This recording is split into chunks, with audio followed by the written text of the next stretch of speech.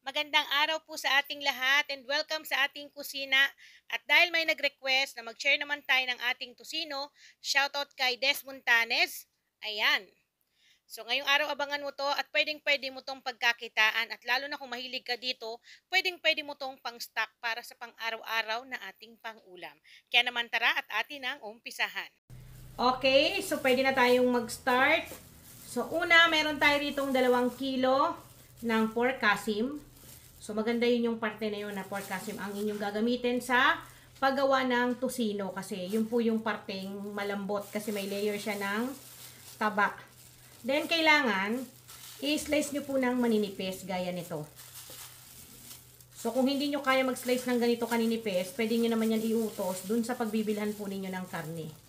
So kung mapapansin nyo may layer siya ng taba, no?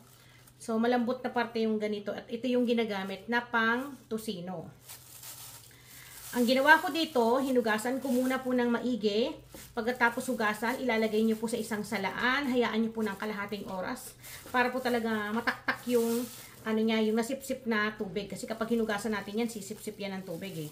Then kapag okay na, after 30 minutes, ilagay nyo sa isang ganitong lagayan.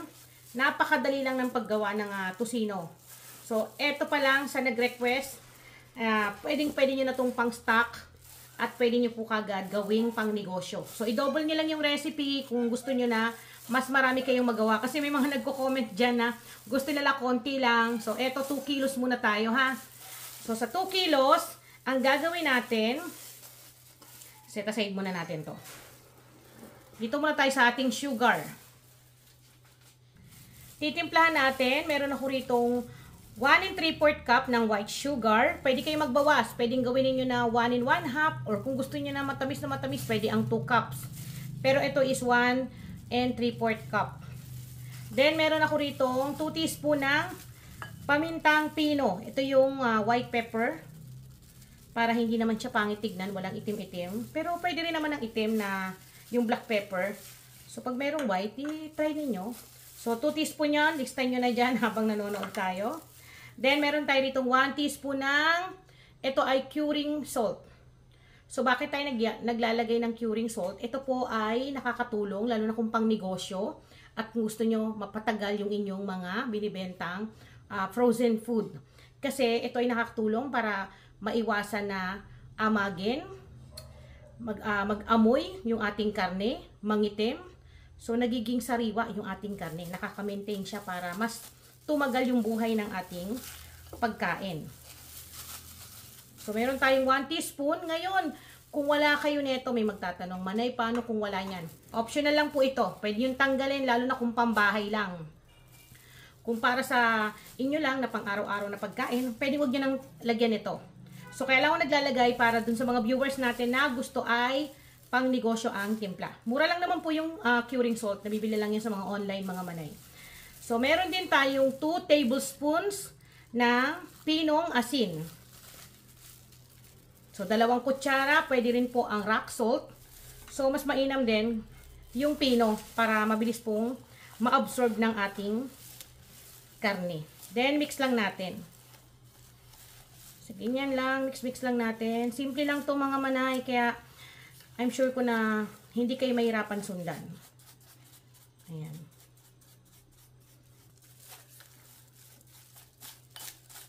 So, kapag halong-halo na, kunin natin itong ating karne. Okay.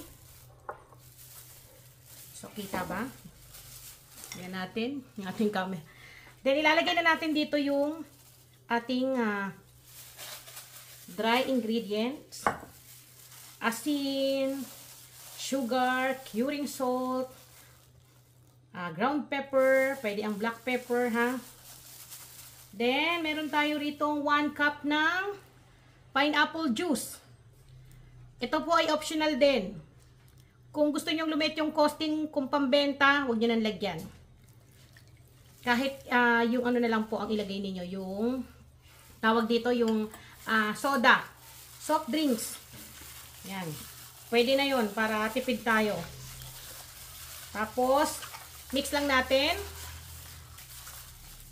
So, lalamas-lamasin lang natin. Dali lang na ito gawin mga Manay. Kaya, pwede nyo talaga itong gawing pang negosyo, lalo na kung meron kayong mga alagang baboy, tapos gusto nyo kayong gumawa ng sarili nyo mga frozen food, gaya ng tocino, longganisa, dami na nating recipe na pwede nyo itry. So, eto, pwede na to. Ibababad lang natin to ng mga at least 30 minutes bago natin ilagay sa mga lagayan natin, gaya ng tawag dito, magba-vacuum seal tayo, pwede rin sa mga tub. Pero kung gusto nyo na buhay yung kulay, kasi alam naman natin ang tocino, di ba? May pagkakulay pula. Ewan ko rin ba't kulay pula yung tocino, pero dahil ganun nga, aligyan natin yan ng konting red food color. But again, yun ay optional. So, maglalagay tayo. So, konti lang. Meron tayo ditong red food color. Pwede yung powder. Pwede yung mga gel color. So, nasa inyo kung ano yung gusto nyo gamitin. But again, ito ay optional. Kahit wala, pwede naman. Tapos, massage lang natin. Nasa inyo kung gaano katingkad yung gusto nyong kulay. O, diba? Gumanda yung kulay nung, naglagay tayo ng food color. Para nabuhay yung ating tocino. Hindi ko rin alam kung sino nakaimbento ba't kulay pula ang tocino. Diba? Nagtataka rin ako. Then, pagkatapos natin mahalo or mamix, so, pwede na natin tong ibabad. Hayaan natin yan ng kalahating oras, 1 oras. Ilagay nyo sa chiller ninyo para mas ma-absorb yung timpla ng ating karne. Balutan ng cling wrap or malinis na towel, or kung nilalagyan ninyo ay may takip-takpan para maiwasan na madapuan ng mga insekto. So, balikan natin to after a few minutes. So, yan, makaraan ng ilang minuto, pwede na tayong mag-repack o maglagay sa ating mga tub, or pwede gumamit ng mga ganitong plastic. Tapos, meron ako ritong pang vacuum sealed para po ma-maintain talaga na hindi po agad masira yung ating pagkain. So, eto, nabili ko lang yan online, mga manay. Mga ginagamit ko na to, nabili ko lang to online. So, i-share ko din sa inyo. So, lagi ko na lamang po yung link dyan para po sa mga gustong malaman kung saan ako nag-order ng mga ginagamit ko. Ang ganda ng kulay ng ating tocino. Wait, sarap picturean. Diba? Baling gagawin ko, magpapak muna tayo. Ang ganda ng kulay, oh. Kita nyo? Diba? Yun lang ang kagandahan kapag tayong gumagawa ng sarili nating pagkain. Una, mas tipid. Pangalawa, tayong nasusunod sa timpla. Kasi pwede natin i-adjust. Depende sa gusto natin na lasa. Pwede tayong magbawas, pwede tayong magdagdag. So, lagyan ko muna lahat. Mamaya ko na yung timbangin. Para pare-parehas yung dami. Tapos kita nyo, oh, ang ganda talaga kapag parting kasim yung gagamitin. Ang gandang tignan. Dahil ito ay aming pang stock. Pero, mayroon na rin po mga bumibili sa akin ito, mga manay. Yung mga kakilala ko na gusto nilang matry. Yan, nagpapatikim tayo. Kaso nga lang, kahit na tinuturo ko na kung paano gawin, ayaw nila. Ayaw lang gumawa. Gusto nila, bibili na lang sila.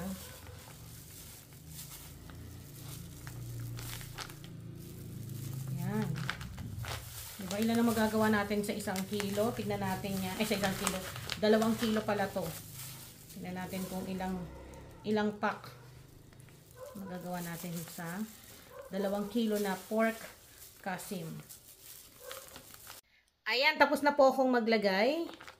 So, dito, nakagawa tayo ng 9 packs. Ang dami rin, oh. So, sa 9 packs, tumitimbang ang bawat isang ganito na 245 grams. Tapos, may isang sumobra lamang na 265 grams. So, yun, hindi na masama, no? So, ang pinakahuli natin, tayo ay magbabacuum. Yun, gagamit tayo nun para masilog talaga ng maigi at para mas tumagal yung ating produkto. So, gagamitan natin. So, madali lang tong gamitin. Ganyan lang. Tapos, lagay lang natin yung pinaka dulo ng ating plastic. Yan, then lock. Tapos, pindutin lang natin yung vacuum seal.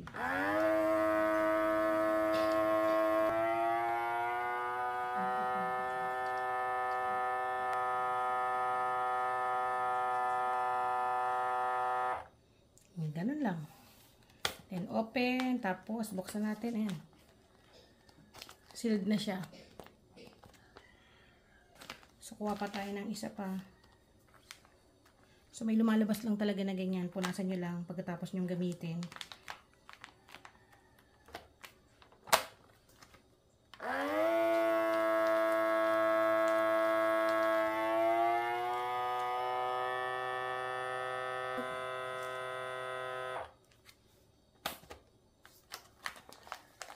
Di ba ang gandang tignan? Tapos pwede na kayo maglagay dyan ng mga label nyo, sticker label, para pwedeng-pwede nyo pagkakitaan. Meron na kayong homemade tocino. Ngayon, kung hindi kayo kumakain ng pork, pwede nyo itong palitan ng chicken. Sa mga hindi kumakain ng ating pork. At eto na, ganito lang kadali mga manay, gumawa ng homemade pork tocino. At kita nyo naman, oh. So, dito sa ating recipe para sa ating costing, again, hindi pare-parehas ang ating mga presyo na napamimili ha sa ating palengke. So, dito, gumastos po ako ng 739 pesos. Lahat-lahat na po yun. Pork, yung mga packaging natin, electric. So, i-divide natin sa 9 dahil siyam yung ating nagawa na pork tocino. Mga patak na nasa 82 pesos ang isang pakete na ganito. 240 grams. So, kung titignan ninyo, parang same lang din ang price ng nasa palengke. Pero, ang kagandahan kasi dito, alam mo yon, ikaw yung nasusunod sa timpla ng tocino mo. Lalo na kung kayo din talaga ng pamilya ninyo yung kakain, di ba? Mas masarap sa pakiramdam yung ipapakain natin sa ating pamilya. Tayo yung may gawa ng timpla. So, muli ako po ang inyong madiskarting nanay. Maraming salamat po sa inyong panonood at sa nag-request nito i-try model. I'm sure na magugustuhan to ng mga anak mo at hindi lang ng mga anak mo. Lalong-lalo na ang asawa o pamilya mo. Magkita-kita po ulit tayo sa susunod. Paalam!